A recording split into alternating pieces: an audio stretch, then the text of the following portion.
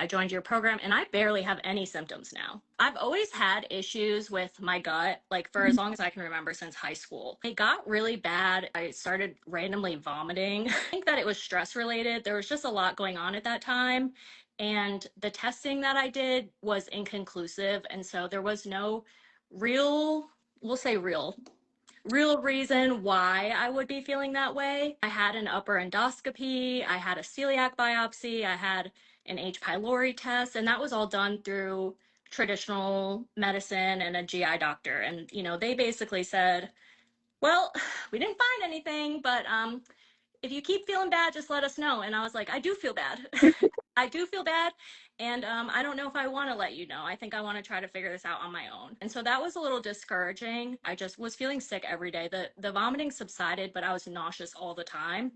And again, just the stress of life stuff. It was just a lot to manage on my own. So I started looking up dietitians that I could work with who specialized in functional medicine and GI disorders in particular. It was debilitating. I was having a lot of weird symptoms as well, like joint pain and hair loss. And again, I just really needed a functional person, and I felt comfortable working with a dietitian. She ordered a GI map, which I know you talk about on your page a little bit. So those are awesome, and I encourage anyone to get one if they can. That came back. I actually did have H. pylori, so that's great.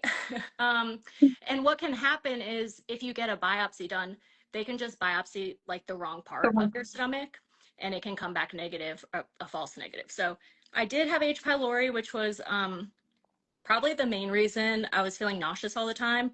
That's the number one symptom. But I also had a common parasite. I had low digestive enzymes. Just my gut bacteria was out of balance. A lot of the ones related to the gut membrane in particular. So it's like leaky gut and SIBO. And then almost every autoimmune and inflammatory bacteria was high. Like something was going on. And it was great to have that information. I love scientific data. They even said, these aren't bad results. It makes sense why you feel the way you do. We've seen way worse. We've seen people who can't eat a single thing. Since then, we've been working on it. I joined your program and I barely have any symptoms now, which is amazing. Wow. Exactly. And that's why I mentioned that, like, I've had issues since high school for as long as I can remember, because a lot of people in my family have IBS and stomach issues. And so I kind of just accepted that as my reality for my whole life. Yeah. But I never really ate any differently because of it. And so now it's like, it's crazy to think, and you call it food freedom. It's like, I've experienced food freedom